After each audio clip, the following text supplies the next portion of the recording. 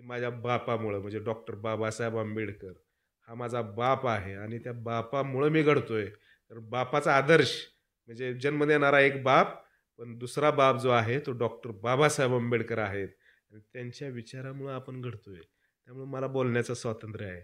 कॉन्स्टिट्यूशनमधलं आर्टिकलमधलं कॉन्स्टिट्यूशनमधलं कलम 17 आम्हाला सांगतंय ना बोलण्याचं स्वातंत्र्य आहे. आम्ही ते बोलतोय. आम्हाला मूलभूत अधिकार दिलेले आहेत, ते बोलतोय. मी माझ्या मनाचं काय बोलत मध्ये इंटरेस्ट नाहीये. मी इथल्या व्यवस्थेच्या छताडावर नाचायचं प्लॅनिंग करतोय ना नाचायचं आहे मला. कुठली व्यवस्था जी तुम्हाला गरीब ठेवते? तुम्ही गरीब बाय बर्थ गरीब नाहीये. तुम्हाला गरीब ठेवले गेलेलं आहे. आज ही 5% संपत्ती 95% लोकं बेरोजगार म्हणजे नाहिरे वर्ग गुलाम आहेत. 5% लोकं या देशाचे मालक आहेत. तुम्ही Googleला सर्च करा. देशातले टॉप 10 फॅमिली. टॉप 10 फॅमिलीच्या हातात देश आहे. कुठं इथं पाटलाचं, अन् देशमुखाचं, अन् खराताचं, अन् लोंढ्याचं अन् कुणाचं काय राहिलेलं आहे? एस-सी नमस्कार. जनतेचा आसूड या यूट्यूब चॅनलमध्ये आपल्या सर्वांचं स्वागत आहे. मी राजू खरात. आज आपण एका व्यक्तिविशेष डॉक्टर कुमार लोंढे साहेब, सेंट्रल ह्युमन राईट संघटनेचे अध्यक्ष, तसेच सोशल डेव्हलपमेंट सोसायटी आणि सोशल संस्थाचे संस्थापक सदाशिवराव देठे निवासी प्रशाला, डायमंड इंटरनॅशनल इंग्लिश स्कूल आणि बुद्धा स्पिरिच्युअल युनिव्हर्सिटीचे संस्थापक अध्यक्ष डॉक्टर कुमार लोंढे यांच्याशी संवाद साधणार आहोत. डॉक्टर साहेब, सर्वप्रथम आपलं आमच्या चॅनलमध्ये स्वागत आहे. धन्यवाद. आपलं हे मी प्रशालेच्या वतीनं सर्व विद्यार्थी, सर्व स्टाफ आणि संस्थेच्या वतीनं जनतेचा आसूड या चॅनलचे संपादक आमचे माननीय राजू खरात सर यांचं सहर्ष स्वागत व्यक्त करतो आणि आपलं धन्यवाद देऊ इच्छितो की आपण फार चांगलं काम करताय. तर सर्वप्रथम सुरुवात करताना डॉक्टर साहेब, ह्या संस्थेची सुरुवात करण्याचं आपल्या मनामध्ये कसं आलं याविषयी जरा आम्हाला मार्गदर्शन करा. तसं म्हणजे हा 2002-2000 सालाचा विषय असेल. मी पहिली सुरुवात सांगली जिल्ह्यामध्ये सिद्धार्थ एज्युकेशन सोसायटी या नावानं संस्था केली होती, म्हणजे आटपाडी दिगंचीमध्ये. पण माझ्या डोक्यामध्ये थीम होते की संस्था उभा झाल्या पाहिजेत, आपण मागणारे नाही देणारे झाले पाहिजे. मग ते रोजगार असेल, नोकऱ्या असतील किंवा अनेक गोष्टी असतील. आणि त्यावेळेस आपले रामदासजी आठवले साहेब खासदार होते आणि मी RPIच्या आपल्या बऱ्याच नेत्यांना, त्यामध्ये अरुण भाऊ असतील, राजेंद्र खरात असतील, विलास खरात असतील, आटपाडी सांगली जिल्ह्यातले, त्यांना म्हणत आपण काहीतरी वेगळं केलं पाहिजे. पण तिथं तो आमचा प्रयत्न सक्सेस झाला नाही. मग त्याच्यानंतर मनामध्ये एक विचार होता की आपण काहीतरी केलं पाहिजे आणि मग केलं पाहिजे त्यासाठी मुंबईमध्ये आम्ही पहिली सुरुवात केली की 6 डिसेंबरला मोफत आरोग्य शिबिर. डॉक्टर बाबासाहेब आंबेडकरांचा अनंत उपकार आमच्यावर आहेत. अंगाचं कातडं जरी काढलं आम्ही आणि बाबासाहेबांना अर्पण केलं तरी बाबासाहेबाच्या उपकाराची परतफेड होणार नाही. आणि पहिली सुरुवात जी 6 डिसेंबरला आम्ही मोफत आरोग्य शिबिराच्या माध्यमातून केली, त्यावेळेस काही सहकार्य होते. म्हणजे मला सांगायला तुम्हाला काही कमीपणा वाटणार नाही, पण ज्याचा 3,000 पगार होता, 4,000 होता, 5,000 होता, अशाही माणसांनी 5-5 हजार रुपये दिले. काही जणांनी म्हटले की सर आम्ही आता मी ज्या ठिकाणी काम करतोय त्या हॉस्पिटलला रिक्वेस्ट करतो की आम्हाला रिक्वेस्ट करून गोळ्या औषधं द्या. सुरुवात अशी केली. मग त्यानंतर संस्था आपण काढली की संस्थात्मक पातळीवर काम केलं तर समाजामध्ये बदल होऊ शकतो. त्याचा पहिला प्रयत्न माझं मूळ गाव गारवडमध्ये केला, पण काही कारणास्तव तिथेही मला फेल्युअर आलं आणि मग चांगले सहकारी मिळत गेले. मी इथं आलो 2010-11ला. अगोदर मुंबईमध्ये प्रॅक्टिस करत होतो, पण गावाकडे येताना विचार केला की आपण आता काहीतरी वेगळं केलं पाहिजे. मग अनेक कार्यक्रमाच्या माध्यमातून आपण पहिलं टार्गेट आपलं होतं की चॅरिटेबल हॉस्पिटल काढायचं, पण ते पिलीवमध्ये आपल्याला ते शक्य झालं नाही, कारण आपल्या बऱ्याच गोष्टी होत्या. काही गोष्टीला अडथळे आले आणि मग ठरवलं की शिक्षणाधिकारी आपले शिवशरण सर म्हणून होते जिल्ह्याचे. एक दिवशी त्यांच्याबरोबर बसलो. सर मला म्हणले, तुम्ही एवढं चांगलं काम करता तर शिक्षण संस्था काढा. म्हणलं सर करू का सुरुवात? तर करा म्हणले. म्हणलं काय बोलताय? आणि योगायोगानं इथंही असे एक चांदापुरीमध्ये मी चांगलं काम करत असल्यामुळं, तालुक्यामध्ये एक वेगळी इमेज असल्यामुळं, मलाही काही लोक म्हटले होते की तुम्हाला जर काय जागा लागली तर देऊ जागा. त्यामध्ये हे देठे कुटुंब पुढे आलं आणि त्यांनी मला सांगितलं होतं. मग मी त्यांना म्हटलं असं-असं आहे, रात्री 12:30ला बोलवून घेतलं आणि त्याच रात्री दुसऱ्या दिवशी शिक्षण संस्थेचं मुहूर्तमेढ रोवली गेली आणि त्यानंतर आम्ही ठरवलं की आता थांबायचं नाही. थांबायचं नाही गड्या, थांबायचं नाही आणि शिक्षण संस्थेची मुहूर्तमेढ रोवली आणि 2015-16ला आपल्याला माझ्याबरोबर तुम्ही होता, खरात सर असतील, बाकी अजून मला वाटतं आकाश, असे बरेच सहकारी होते आणि आम्हाला आठवते त्यावेळेस स्वप्नील वाघमारे आपण जेवायला थांबलो होतो 12, 1, 1:30 वाजल्या आणि आमची शेवटची फाईल मला वाटतं 12 वाजून 5 मिनिटांनं सबमिट झाले. फार संघर्ष आहे त्या सगळ्या गोष्टीचा आणि संघर्ष केल्यासारखं आज आपण बघू शकतोय की आपण या संस्थेमध्ये उभा आहोत. आणि संस्था का काढायची? तर संस्था काढण्याचा उद्देश हा आहे की इथल्या नाहिरे वर्गाला शिक्षण मिळालं पाहिजे. इथल्या वंचितांना शिक्षण मिळालं पाहिजे. ग्रामीण भागातल्या नव्हे तर शहरी भागातल्याही मुलांना चांगलं दर्जेदार शिक्षण मिळालं पाहिजे. म्हणून 2015-16 साली आपण शिक्षण संस्थेची मुहूर्तमेढ रोवली गेली. तर बऱ्यापैकी शिक्षण संस्था जी माणसं उघडतात त्यांचा त्या पाठीमागं उद्देश हा खूप मोठा असतो. आपला त्या पाठीमागचा उद्देश आम्हाला सांगा. तसं मगाशीच मी म्हटलं की सुरुवात आपली अशी झाली होती, तुम्ही त्याचं साक्षीदार आहे की आपण म्हणजे छोट्याशा रूममध्ये ज्याला प्लास्टर नाही आहे, पहाटे 4पर्यंत आपण पत्र ठोकत होतो. जुने पत्रे आणले होते स्क्रॅपमधून आणि 10-15 मुलांवर आपण सुरुवात केली होती. पण मला नेहमी असं वाटतं की जर मी महापुरुषांचा विचार मानतो, फुले शाहू आंबेडकर, अण्णाभाऊ, नरवीर उमाजी नाईक, राजमाता अहिल्याबाई होळकर, जिजाऊ, माता रमाई, माता भीमाई, तर या महापुरुषांचे नुसते फोटो लावून उपयोग नाही आहे. तर फोटोतले विचार हे आपण घेतले पाहिजेत. म्हणजे शिक्षण संस्था काढणं हा माझ्यासारख्या सर्वसामान्य कुटुंबातल्या पोराचं शक्यच होणार नाही. पण मी ठरवलं होतं शक्य करायचं. आणि ह्याचं कशाकरता शिक्षण संस्था काढायची? तर आपण महाराष्ट्र आणि देशात जर बघितलं तर एस-सी, एस-टी आणि ओबीसीची प्रचंड वाईट अवस्था आहे. शिक्षण संस्था ह्या भांडवलदाराच्या आहेत. शिक्षण संस्था इथल्या म्हणतो ना आपण गबरगंड, म्हणजे परवा ते कुणीतरी ते आपलं रवी साबळे गब्बर ग्रुप काढलाय त्यांनी ते शेतकऱ्यांचा. त्या धनदांडग्यांच्या जातदांडग्यांच्या शिक्षण संस्था आहेत, आपल्या शिक्षण संस्था नाही आहेत. आणि त्या संस्थेमध्ये काय शिकवलं जातं तर त्यांना काही घेणं देणं नाही. पिढी घडावी बिघडावी काही घेणं देणं नाही. आपण पिढी घडावी म्हणून संस्था काढलेली आहे आणि आपण घडवतोय. म्हणजे आज आपण 7,500 स्क्वेअर फूटचं कंस्ट्रक्शन उभा केलेलं आहे. म्हणजे रक्ताचं पाणी करून आपण सगळं करतोय. कारण डॉक्टर बाबासाहेब आंबेडकरांचा विचार आमच्या समोर आहे आणि बाबासाहेबांचा विचार जर आम्हाला शिका, संघटित व्हा, संघर्ष करा म्हणत असेल तर आम्ही शिकलंच पाहिजे, संघटितही झालं पाहिजे आणि संघर्षही केला पाहिजे. म्हणजे आपला उद्देश क्लिअर आहे.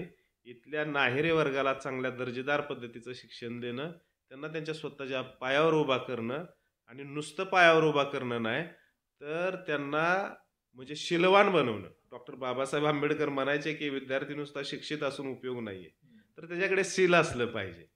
असे शीलवान विद्यार्थी आपल्या संस्थेतनं घडून जात आहेत आणि हे घडणारे विद्यार्थी येणाऱ्या काळामध्ये महाराष्ट्राच्या, देशाच्या प्रत्येक सेक्टरमध्ये तुम्हाला दिसतील.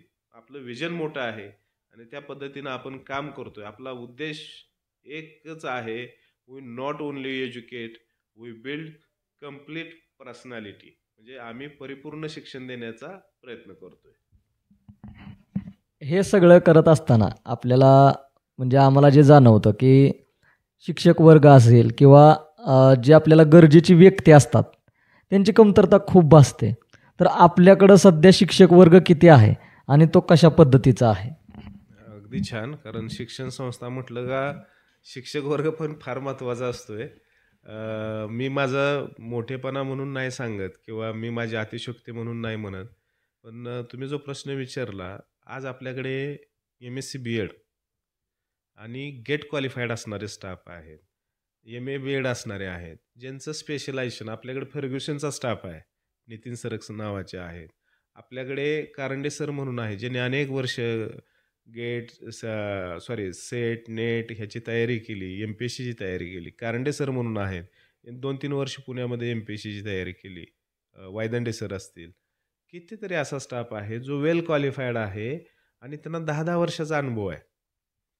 आणि नुसता अनुभव आहे असं नाही आहे. तर तो जो स्टाफ आपल्याकडे काम करतो, आज 10-12 जणांचा स्टाफ आहे. तो स्टाफ पगारासाठी आपल्याकडे काम करत नाही आणि सगळ्या जाती धर्माचा स्टाफ आहे. आपल्याकडे मराठा समाजाचा स्टाफ आहे, धनगर समाजाचे आहेत, सगळ्या कास्टचा स्टाफ आहे. म्हणजे मला समाधान या गोष्टीचं वाटतं, माझा जो स्टाफ आहे, तो माझा अभिमान आहे. माझा जो स्टाफ काम करतोय, तुम्ही होता अगोदर इंग्लिश मीडियमला मला आठवतंय, की इथं मुलांना वर्गात बसायला जागा नाही, म्हणजे एवढी गर्दी असायची मुलांची. तेवढं तुम्ही ते झोकून देऊन काम करत होता आणि मुलांना काय पाहिजे अपेक्षित आहे, पालकांना काय अपेक्षित आहे, त्याच गोष्टी आपण देतोय आणि इथं चांगला क्वालिफाईड स्टाफ असल्यामुळे आपण वेगवेगळ्या परीक्षांची सुद्धा त्या माध्यमातून तयारी घेतोय. 4 स्टाफ म्हणजे सकाळचं आपलं नीटचं शेड्यूल असते. डॉक्टर पंचशिलाच्या स्वतः सकाळी तुम्ही विद्यार्थ्यांना विचारा. सकाळी 1 तास सकाळी मॅडम स्वतः शिकवतात. कारण ज्यांना नीट करायचं आहे, जी-ई करायचं आहे, एन-डी-ए करायचं आहे आणि त्याच्यानंतर कारंडे सर एम-एस-सी बी-एड आहेत. कांबळे सर एम-एस-सी बी-एड आहेत. सरक सर एम-एस-सी बी-एड आहेत. 4 सायन्सचा स्टाफ तुम्हाला माळशिरस तालुक्यामध्ये ग्रँटेबल शाळेवर सुद्धा सापडणार नाही आणि आपल्या अकॅडमीमध्ये 4 एम-एस-सी बी-एड असणारे, गेट क्वालिफाईड असणारे स्टाफ चांगल्या पद्धतीनं दर्जेदार पद्धतीचं शिक्षण देत आहेत. आणि इंग्रजीचे सुद्धा आहेत टॉपचे, मराठीचे टॉपचे आहेत, हिंदीचे टॉपचे आहेत. आपल्याकडे आर्ट आहे, सायन्स आहे, कॉमर्स आहे. त्यामुळे शिक्षक स्टाफ जो आहे तो वेल क्वालिफाईड आहे आणि त्या शिक्षकांच्या जोरावरच आपण हे सगळं करतो. आता यानंतर सगळ्यात महत्त्वाची जी गोष्ट असते, आता हे आपण बघितलं की शिक्षक हा सगळ्यात महत्त्वाचा म्हणजे शाळेचा तो कणाच आहे. शिक्षकाशिवाय ती गोष्ट नाही चालू शकत आहे. तर आपल्या शाळेला कोणकोणत्या प्रकारच्या मान्यता मिळालेल्या आहेत, त्याबद्दल जरा थोडीशी माहिती द्या मला. पहिल्यांदा तर मी सांगेन की 2015-16ला आपल्याला 1ली ते 12वी मान्यता मिळाली आणि तुम्हाला हे माहीत आहे ते आणि आपल्याला इंग्रजी माध्यमची मान्यता आहे, मराठी माध्यमची आहे. म्हणजे आपण आर्ट, सायन्स, कॉमर्स 12वीपर्यंत आपण चांगल्या पद्धतीचं देतोय. 2015-16 टू 2025 आत्तापर्यंतचा जर आपण कालखंड बघितला, तर यामध्ये अनेक चढ-उतार आले. आम्हाला 3 वर्ष सुरुवातीला मान्यता मिळाली नाही. प्रथम मान्यता मिळायला आम्हाला एज्युकेशन डिपार्टमेंटचं उंबरं झिजवायला लागलं. अक्षरशः डोळ्यामध्ये पाणी आलं. एज्युकेशन डिपार्टमेंटबरोबर भांडणं झाली तिथल्या विस्तार अधिकाऱ्याबरोबर. त्याला म्हणलं, "बाबा मी दारूचं दुकान नाही काढलं. शाळेय संस्था चालवतोय आणि तुम्ही मान्यता का देत नाही?" तर हा सगळा ब्युरोक्रेसीचा म्हणजे प्रशासनातला एवढा अस्वच्छ कारभार आहे. चांगलं काम करणाऱ्या माणसांना दाबलं जातं. मग त्या दिवशी मनामध्ये ठरवलं की अरे आता काय माहीत आहे का, हात जोडून नाही, तर त्याच हातानं कानाखालीही द्यायला लागेल. म्हणजे आम्हाला आणि त्यानंतर मग मान्यता मिळाली. मला सांगाय काय कमीपणा वाटायचं किंवा कुणी आगाऊपणा म्हणजे सांगायचं काय ऑन रेकॉर्ड सांगतोय, प्रचंड अवघड आहे. संस्थापक होणं प्रचंड अवघड आहे. संस्था चालवणं प्रचंड अवघड आहे. त्यातनं सगळ्या गोष्टी अनेक गोष्टी काय असतील त्या गोष्टीला म्हणजे सहन करायला लागतंय. सेन्स ऑफ ह्युमर तुमच्याकडे पाहिजे.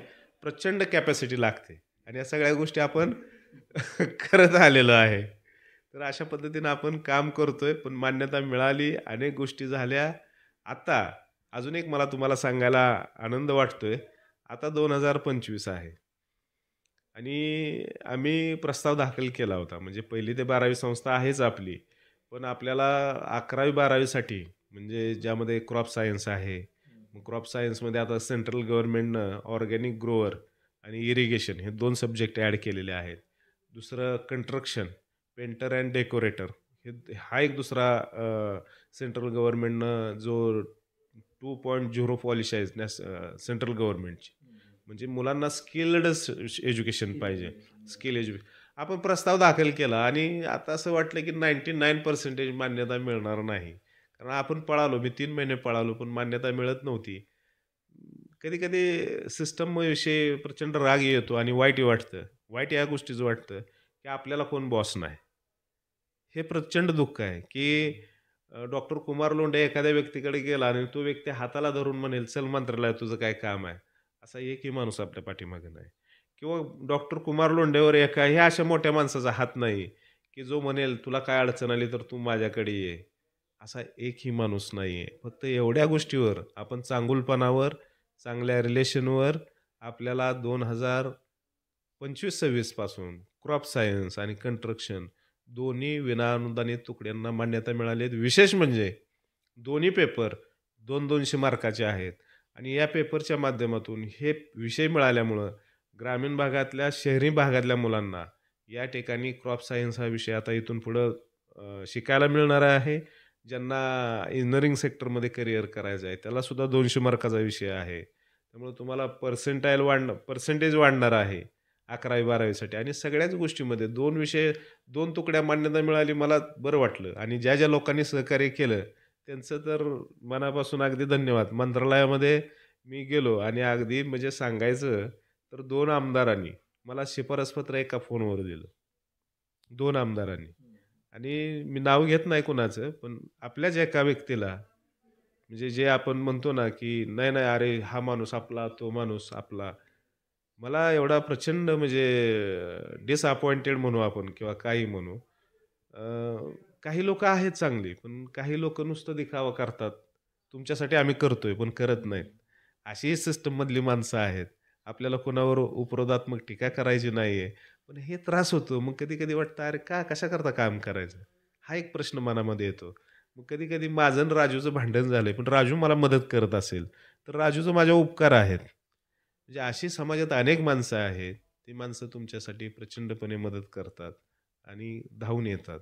त्या माणसांचं, त्या लोकांचं आणि जे काय मला सपोर्ट करतात त्या सगळ्यांचंच अगदी मनापूर्वक आभार आहे. कारण म्हणूनच मला ह्या सगळ्या मान्यता मिळाल्या. नाहीतर सहजासहजी मान्यता मिळणं शक्य नव्हतं. मला आठवतंय शिक्षणाधिकारी विष्णू कांबळे जिल्हा परिषदला होते, प्राथमिक विभागाला.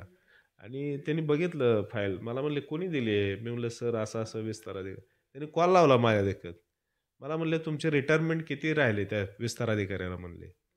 "डॉक्टर लोंढे माझे नातेवाईक आहेत. त्यांच्या संस्थेला मान्यता का तुम्ही देत नाही? जाणीवपूर्वक करताय."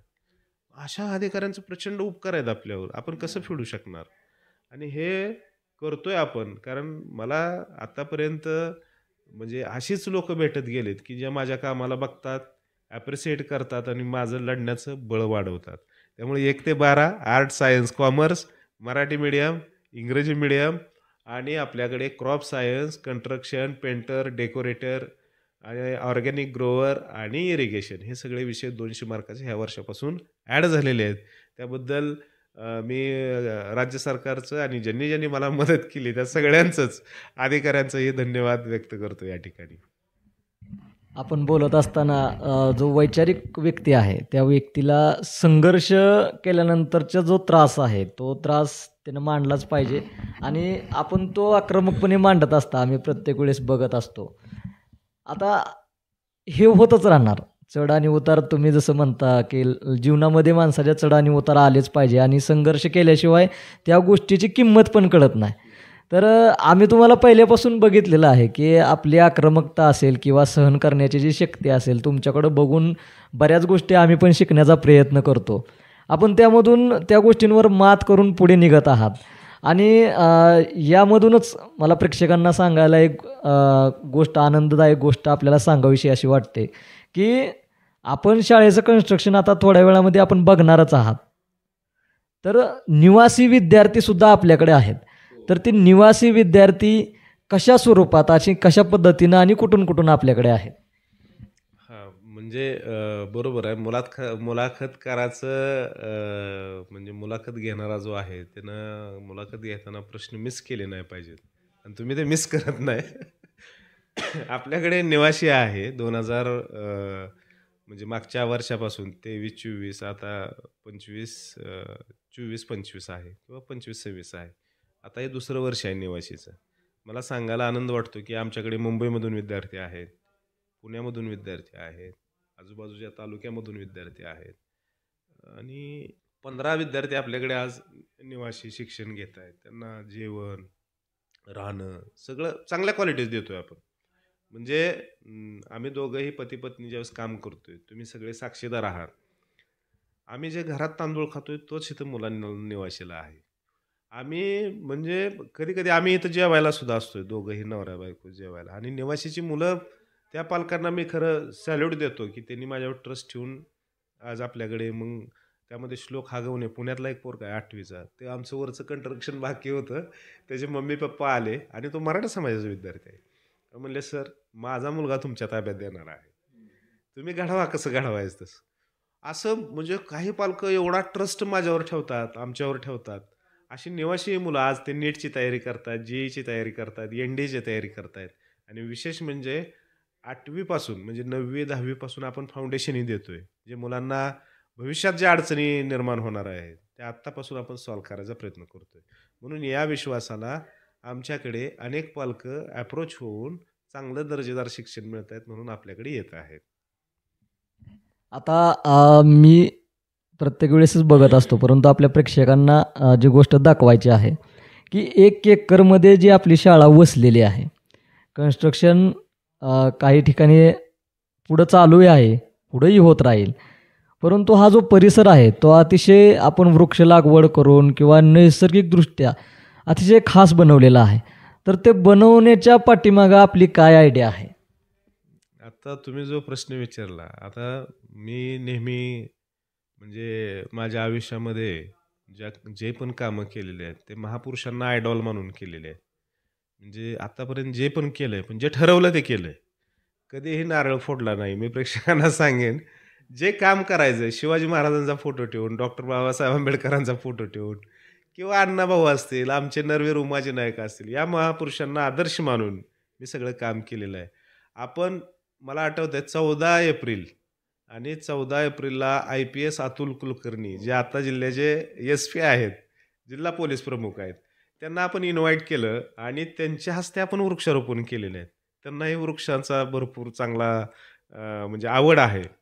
आणि हे करत असताना आपण त्यातनंच करतोय. आपण वेगळं काही करत नाही. महापुरुषांच्या जयंत्याला वृक्ष लागवड करा. महापुरुषांची पुण्यतिथी आहे 18 तास अभ्यास अभियान घ्या. अशा अनेक उपक्रम आणि त्यामुळं काय होतंय समाजामध्ये आपण चांगला मेसेजही देऊ शकतोय आणि मुलांना एक वाटतं, अरे नाही आपण काहीतरी वेगळं केलं पाहिजे आणि त्यातून मुलं घडत जात आहेत. आणि आपल्याकडे गेस्ट तर एवढे येतात. आमचा स्टाफ कधी-कधी म्हणतो, "सर आपल्याकडे एवढे गेस्ट येतात, की एवढे गेस्ट कुठल्याच शाळेमध्ये येत नसतील." तर हे एक आपलं रिलेशन आहे. हा परिसर घडवण्यामध्ये माझं एकट्याचं योगदान नाही. तुमच्यासारखे जे काही स्टाफ होता, अनेक स्टाफ आहे, त्या सगळ्यांच्या परिश्रमातून अनेक विद्यार्थी असे आहेत, की शाळा माझी आहे. म्हणून आमचे तर विद्यार्थी भांडायचे, की "मी झाडं घेतो, तू ते झाडं घे." अशा त्या पद्धतीने गोष्टी मॅनेज कशा होतात? मॅनेज कशा होतात म्हणजे आम्ही जे बघतोय ते तुमचे मिसेस असतील त्या डॉक्टर आहेत आणि आपण सेंट्रल ह्युमन राईटची कामं करता. बऱ्यापैकी भारतभर आपलं फिरणं होतं. तर ह्या सगळ्या गोष्टींना आपण वेळ कसा देता? आता तुमचा जो प्रश्न आहे, मी ह्या गोष्टीला कधी-कधी डॉक्टर बाबासाहेब आंबेडकरांना आठवतो आणि डॉक्टर बाबासाहेब आंबेडकरांचं काम कोणकोणत्या क्षेत्रात आहे. जर तुम्ही बघितलं, सगळ्या प्रेक्षकांनी बघितलं, तर डॉक्टर बाबासाहेब आंबेडकरांचं काम हे प्रचंड आहे. मग आपल्याला आत्ता वाटतं, की अरे आता एवढा आपण ॲडव्हान्स आहे, 21व्या शतकात आहे, सगळी साधनं आपल्याकडे आहेत. डॉक्टर बाबासाहेब आंबेडकरांनी जे काम उभा केलंय म्हणजे पीपल्स एज्युकेशन सोसायटी औरंगाबाद, आपल्या CSTचं कॉलेज जे डॉक्टर बाबासाहेब आंबेडकरांनी उभा केलेलं आहे. असं एक क्षेत्र नाही ज्या क्षेत्रामध्ये बाबासाहेबांनी काम उभा केलं नाही. सगळ्या क्षेत्रात काम केलेलं आहे. म्हणजे पण हे करत असताना त्यांना प्रचंड त्याग करायला लागला, संघर्ष करायला लागला आणि त्यांनी कधी हार मानली नाही. त्यामुळे बाबासाहेबाच्या तुलनेमध्ये आपलं काम झिरो आहे असं मला वाटतं. आणि मी सगळ्यांना सांगेन आपल्याही काही प्रेक्षकांना किंवा अनेक लोकांना मी सांगेन की हे जे काम उभा करतोय आपण ह्यामध्ये प्रचंड डिवोशन लागतंय. माझ्यासारख्या सामान्य घरातल्या पोरानं संस्था काढणं एवढं सोपं नाहीये. त्याला मग प्रचंड त्रास झाला, प्रचंड अडचणी आल्या, अजून सुद्धा अडचणी असतात. पण ते म्हणतात ना, की म्हणजे त्या एक मी व्हिडिओ बघतो बघा, त्या डॉक्टर वेमुला म्हणून आहेत. त्यांची हिस्ट्री अशी आहे, की ते ज्यावेळेस मुंबईमध्ये आले, त्यांना ते स्टेशनवर झोपले आणि त्यांना माहीत नव्हतं. आणि मी त्यांचा व्हिडिओ बघतो. मला फार प्रेरणादायी व्यक्तिमत्व. मी कधी भेटलो नाही त्यांना. तर ते ह्याच्यावर झोपत होते आपल्या स्टेशनवरती. आणि त्यांना ज्यावेळेस एखाद्या पत्रकारानं प्रश्न विचारला, "तुम्ही एवढा प्रोग्रेस कसा केला?" तर म्हणला, "काही नाही. मी प्रत्येक वर्षी फक्त 1 झिरो वाढवला. आज 10,000 आहेत, 1 झिरो वाढवायचा, परत 1 झिरो वाढवायचा, 1 झिरो, झिरो, झिरो वाढवत गेलो." आणि त्यांचं एक वाक्य मला फार आवडतं, की "क्या करने का एक बड़ा सा बाल खींचने का, एक और वो बाल पहाड़ के ऊपर फेंक देने का और जोर से खींचने का, हाँ? आया तो पहाड़ और गया तो बाल." आपण पहिल्यापासून नाहिरे वर्गातली माणसं आहे. आपल्याला अंगावरती कपडे नव्हते. आपल्याला शिळं खाल्लेलं आहे आपण. अगदी काही नाही ते म्हणजे अगदी 2-2 दिवस जेवण नाही मिळालं. आपण असंच म्हणजे काय म्हणतो आपण त्याला, बाबासाहेबाची लेकरं आहे. रोडवरती उभा राहिलेलो आहे आपण. त्यामुळे आपल्याला मान, सन्मान, अपमान हे काही नवीन नाहीये आणि या सगळ्या गोष्टी करत असताना सगळ्यात महत्त्वाचा विषय तो पैशाचा मॅनेजमेंटचा. तर तुम्हाला मी सांगेन, अनेक वेळा असं झालेलं आहे, की माझ्या बायकोचं जे काही होतं नव्हतं सोनं ते सगळं मोडलेलं आहे. अर्धा ग्रॅम एक वेळ तर अशी होते अर्धा ग्रॅम राहिला अंगावरती. म्हणलं ठीक आहे असू दे. कर्मवीर भाऊराव पाटलांनी एवढा त्याग केला म्हणून संस्था उभा राहिल्या. आणि तुम्हाला हे सगळ्याला माहीत आहे. अनेक वेळा मी डॉक्टर लोन काढलेले आहेत आणि शिक्षकांची पेमेंट केलेली आहेत. मग हे सगळं करत असताना माझा स्टाफही सॅटिस्फाईड पाहिजे. मी इथं एक ठरवलंय, की माझा जो स्टाफ आहे त्याचं मी कुणाचंच पेमेंट मागं ठेवत नाही. मला कितीही त्रास होऊ द्या. कारण मला कधी-कधी आता एक तुमच्यासमोर पालक आलं होतं. 2022ला त्यांची मुलगी पास झालेली आहे आणि फी आता भरायला आलेली आहे. तुम्ही बघितलं. म्हणजे पण कधी-कधी लय सामाजिक राहणं, भरपूर सामाजिक राहणं हे त्रासदायक ठरतं. कारण शेवटी संस्था चालवणं हे सगळं पैशाचं गणित आहे आणि आत्तापर्यंत प्रचंड त्रास झाला. पण आता आमच्या शाळेमध्ये नीट, जी, NDA असे प्रोफेशनल कोर्स चालू झालेले आहेत. अकॅडमी आपण वेगळी चालवतोय. कॉलेज वेगळं चालवतोय. त्यामुळे त्यातून जेवढे पैसे जमा होतात त्यातून सगळं भागतंय. जे काही कमी पडेल त्यामध्ये मी निश्चितपणे आमचे म्हणजे मॅडम असेल, आम्ही तो उत्पन्नातला वाटा इकडे घालवतो आणि अनेक वर्ष आपण अनेक दत्तक मुलं घेतो. समाजातल्या अनेक मुलांना मदत करतो. ह्या वर्षी आपण म्हणजे मयूर माने नावाचा मुलगा आहे. जो 12वीला आपल्याकडे होता आणि त्याला फार्मसीला ॲडमिशन मिळालं बी-फार्मला आणि आम्ही सत्कार घेतला. तर हे का सांगतो मी तुम्हाला मुद्दाम, कारण तो मुलगा रात्रीचं मेडिकलमध्ये दिवसा मेडिकलमध्ये काम करायचा आणि रात्री हॉस्पिटलमध्ये काम करायचा. सत्कार घेतल्यानंतर आम्ही सत्कार घेतला. मी माझ्या प्रिन्सला, आमच्या मुलाला विचारलं, 4थीला मुलगा, "अरे बाबा, ह्या सत्कार घेतला, आपण काय मदत करावी?" तर तो पुढे आला आणि म्हटला, "पप्पा, यांचा सत्कार घेऊन काय करायचं? आपण काहीतरी पैशाची मदत केली पाहिजे." आणि मग आता त्यानं तसं म्हटल्यामुळं मी लगेच त्याच दिवशी एक चेक त्याला दिला. म्हणजे हे का सांगतोय, मी काय मोठा नाही, मी भांडवलदाराचा पोरगा नाही. मी अगदी माझे वडील काय लय मोठे नाहीत. आजी वडील माझे शेळ्या राखतात. आई आमची आजी बांगड्याचा व्यवसाय करते. हे सगळं करत असतं ना. एवढंच आहे, मी चांगल्या विचारामुळे घडलोय आणि माझ्या मुलांकडे तो गुण आला, की आपण त्याला पैशाची मदत केली पाहिजे आणि आपण उत्पन्नातला म्हणतो ना आपण घासातला घास, आपल्या उत्पन्नातला ना आपल्याला कोण डोनर आहे, ना कोण दानदाते आहेत.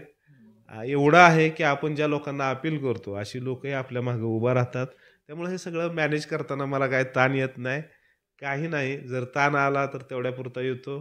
परत अजून माझा स्टाफ मला समजून घेतो, की बाबा पगार जर नाही दिला 1 महिना 2 महिना तर म्हणतो, "सर ठीक आहे." त्यांना माहीत आहे ज्यावेळेस पगाराची विषय असेल त्यावेळेस सर स्वतःहून देतात. म्हणजे मी स्वतःहून देतो हे त्यांना जाणीव आहे. त्यामुळे काय एवढा ताण येत नाही आणि म्हणून सगळं संघर्षाचं जे जीवन आहे आणि सगळं मॅनेजमेंटचा जो विषय आहे, अगदी सगळ्याच गोष्टी आपण मॅनेज करता. तर याबरोबरच आम्ही बघतो की समाजामध्ये काही अन्यायकारक ज्या गोष्टी घडतात, त्या गोष्टींवरही आपण अगदी कुठल्याही गोष्टीचा विचार न करता की याचा परिणाम काय होतील, काय गोष्टी घडतील, लोकांच्या प्रतिक्रिया काय येतील, या गोष्टींकडं किंवा होणाऱ्या टीकांकडं न लक्ष देता आपण अगदी निधड्या छातीनं सामोरं जाता. हे सगळं कसं जमतं तुम्हाला? फार सुंदर प्रश्न विचारला. डॉक्टर बाबासाहेब आंबेडकर आपल्याला सगळ्याला माहीत आहेत. छत्रपती शाहू महाराज माहीत आहेत. महात्मा फुले माहीत आहेत. महात्मा फुलेंच्या ज्या पत्नी होत्या त्यांच्यावरती चिखल फेकला गेला. शाहू महाराजांचं काम भारतामध्ये कुणाचं नाही आहे, पण छत्रपती शाहू महाराजांना आजही लोक वेगळ्या नजरेनं बघतात. डॉक्टर बाबासाहेब आंबेडकरांच्या मृत्यूनंतर बाबासाहेबांच्या पुतळ्याचे विटंबना होते. बाबासाहेबांनी एवढं चांगलं काम केलं, त्यांच्या पुतळ्याचे विटंबना होते. कुमार लोंढे किस झाड की पत्ती है. लोक बोलणार आहेत, टीका होणार आहेत. लोक काय म्हणतील, कारण मी अनुभव घेतला आतापर्यंत. म्हणजे खरं सांगतो मी तुम्हाला, मला असं नेहमी वाटायचं की अरे असं केलं पाहिजे, हे झालं पाहिजे, ते झालं पाहिजे आणि पेटून उठायचो मी कधी. आणि कधी कधी ते मला त्रासदायकही ठरलं. मी तुम्ही जे म्हणता ना, लय जहरीलं बोललं मी कुठलाही सीमा न ठेवता अगदी जहरीलं बोललेलो आहे, उघडपणे बोललेलो आहे. पण मनामध्ये कधी-कधी विचार येतो, अरे आपण जर बाबासाहेब छत्रपती शिवाजी महाराज, महात्मा फुले यांना जर आपण आदर्श मानतो, तर त्या महापुरुषांनी स्पष्टपणे मांडलेला आहे. शेतकऱ्याचा आसूड महात्मा फुलेंचा वाचल्यानंतर तळपायाची आग मस्तकाला जाते. मग आम्ही झुंडशाही, गुंडशाही, शेठजी, भटजी, लाटजी आजही आहेत ना. तुम्हाला सांगायला मला हा त्यातला भाग नाहीये. पण तुम्हाला आज मी बोलतो या माध्यमातून. कदाचित हे लोकांना खोटं वाटेल. आपण स्वतंत्र झालो 1950 मध्ये. 1947ला स्वातंत्र्य मिळालं, पण 26 जानेवारी 1950 पासून ते अंमलात आलं. पण आजही आपण 1950 ते 2025 आपण गुलाम आहोत. आणि मी पुस्तकही लिहितोय त्याच्यावर. थोड्याच दिवसामध्ये ते तुमच्या समोर येईल. का गुलाम आहेत? तर आम्ही फायनान्शियल लिटरसी आमच्याकडे नाहीये. आमची एज्युकेशनची लिटरसी नाहीये. आत्ताच काल एक मला बातमी मिळाली, की विद्यापीठं जे कुलगुरू आहेत, त्यामध्ये प्राध्यापकांच्या नियुक्त्या ह्या रँकिंगवर होणार आहेत. मग त्या बातमीमध्ये असं सरळ होतं, की तुमचा मुलगा फॉरेनच्या युनिव्हर्सिटीमध्ये शिकला पाहिजे. त्यानं PhD तिकडे केली पाहिजे. मग ह्या सगळ्या व्यवस्थेमध्ये आमच्या सर्वसामान्य प्राध्यापकांचं स्थान काय? त्यांनी फक्त जरशा धुवायच्या, दूधं काढायची आणि फक्त कष्टच करायचं का? हे प्रचंड विरोधाभास आहे. आणि त्यामुळं मलाही अनेक गोष्टीचा त्रास झाला, होतोय. पण त्या गोष्टीला न डगमगता टीका, टिप्पणी कसं असतं माहीत आहे का? म्हणजे लोक सूर्याला नमस्कार करतात खरंच सर. उगवत्या सूर्याला. मावळत्या सूर्याकडे सगळे पाठ करतात. नको रे, काय करायचं, घेणं देणं नाही. आणि मला आठवतंय मी म्हणजे इथं ज्यावेळेस आलो, माझ्या खिशामध्ये ₹10 नव्हते. मी मुंबईमध्ये 3,000 मध्ये काम केलेलं आहे कामा हॉस्पिटलला. तुम्ही माझी माहिती घ्या. 3,000 मध्ये याच्या वेळचा प्रोजेक्ट होता. कामा केम हॉस्पिटल होतं. 3,000 मध्ये काम केलेलं आहे. अगदी आठवडा आम्ही तांदूळ नुसता शिजवून खाल्लेला आहे. 10 बाय 10च्या रूममध्ये राहिलेलो आहे. आणि इथं सुद्धा गावाकडे आल्यावर सुद्धा आपण आपला आहे ना. त्यामुळं लाजायचं काय भानगड आहे? रानात जाणं असेल, काम करणं. त्यामुळं लोक उगवत्या सूर्याला नमस्कार करतात. आणि मलाही माहीत आहे, माझा जन्म जो झालाय ना, तो चेंज करण्यासाठी झालेला आहे. मला गुलामी करण्यामध्ये इंटरेस्ट नाहीये. मी इथल्या व्यवस्थेच्या छताडावर नाचायचं प्लॅनिंग करतोय ना, नाचायचं आहे मला. कुठली व्यवस्था जे तुम्हाला गरीब ठेवते? तुम्ही गरीब बाय बर्थ गरीब नाहीये. तुम्हाला गरीब ठेवले गेलेलं आहे. आजही 5% संपत्ती, 95% लोक बेरोजगार म्हणजे नाहिरे वर्ग गुलाम आहेत. 5% लोक या देशाचे मालक आहेत. तुम्ही गुगलला सर्च करा, देशातले टॉप 10 फॅमिलीच्या हातात देश आहे. कुठं इथं पाटलाचं, देशमुखाचं, खराताचं, लोंढ्याचं कुणाचं काय राहिलेलं आहे? SC ST OBC संपलेला आहे. त्यामुळे आता हे आम्हाला काळानुसार बदललं पाहिजे. लोक काय बोलतात याचं घेणं देणं नाही आम्हाला. आम्हाला चांगली पिढी घडवायची आहे. आणि घडवण्यासाठी जे जे खरं आहे ते मांडणारच. आयुष्याचा शेवटचा श्वास असेपर्यंत मी कधीही कोणत्याही गोष्टीमध्ये आपण नेहमी आतापर्यंतच्या सगळ्या गोष्टी केलेल्या आहेत त्या स्वाभिमानानंच केलेल्या आहेत. एकाही सिस्टमचा माणूस म्हणू शकत नाही माझ्यामुळं कुमार लोंढे घडला, हे म्हणू शकत नाही. मी घडलो ते माझ्या बापामुळं, म्हणजे डॉक्टर बाबासाहेब आंबेडकर हा माझा बाप आहे. आणि त्या बापामुळं मी घडतोय. तर बापाचा आदर्श म्हणजे जन्म देणारा एक बाप, पण दुसरा बाप जो आहे तो डॉक्टर बाबासाहेब आंबेडकर आहेत. आणि त्यांच्या विचारामुळं आपण घडतोय. त्यामुळे मला बोलण्याचं स्वातंत्र्य आहे. कॉन्स्टिट्यूशनमधलं कलम 17 आम्हाला सांगतंय ना बोलण्याचं स्वातंत्र्य आहे. आम्ही ते बोलतोय. आम्हाला मूलभूत अधिकार दिलेले आहेत ते बोलतोय. मी माझ्या मनाचं काय बोलत नाही. जे डॉक्टर बाबासाहेब आंबेडकरांनी संविधानात दिलेलं आहे, जे आम्हाला सांगितलेलं आहे, तेच मी बोलतोय. त्यामुळं इथलं कोण काय म्हणतंय आणि कोण काय म्हणणार आहे ह्याच्याशी काही घेणं देणं नाही. आणि मी ते पेरलंय आणि ते उगवतंय आणि उगवणार आहे. तुम्ही सगळे साक्षीदार आहात. अजून बऱ्याच सेक्टरमध्ये आपल्याला काम करायचं आहे. आपण अनेक विषयाला हात घालतोय. म्हणजे आपण परवा बुद्धा ग्लोबल व्हर्च्युअल स्किन युनिव्हर्सिटीचं उद्घाटन केलं. ते पण 14 ऑक्टोबरला केलं.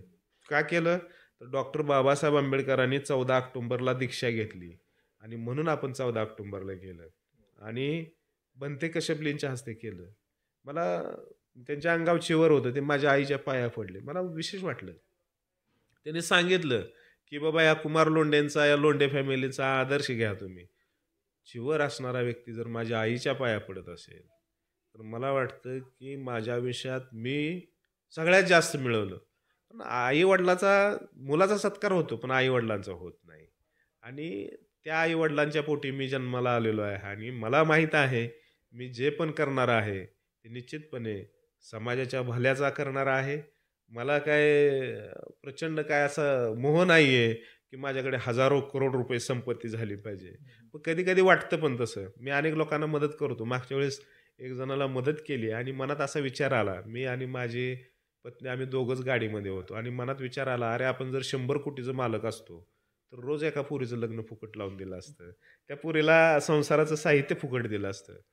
ज्यांच्या डोळ्यामध्ये अश्रू येतंय ना, त्यांचा अश्रू पुसायला आम्हाला समाधान वाटतं. कारण त्यांचं दुःख संपलं का आपल्याला आपोआपच सॅटिस्फॅक्शन मिळतं आणि या पद्धतीनं आपण काम करतोय.